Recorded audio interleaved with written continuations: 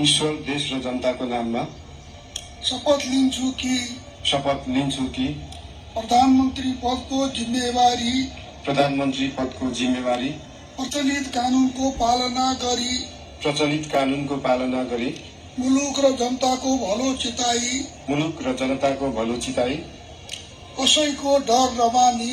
कसैको डर नमानी पक्षपात नगरी पूर्वाग्रह वा खराब भावना नलिई ईमानदारीका साथ गर्नेछु र आफ्नो कर्तव्य पालनको सिलसिलामा आफूलाई जानकारीमा आएको कुरा म पदमा बहाल रहँदा वा नरहँदा जुनसुकै अवस्थामा पनि प्रचलित कानूनको पालना गर्दा बाहेक अरू अवस्थामा कुनै किसिमबाट पनि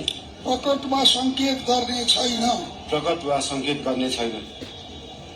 धन्यवाद।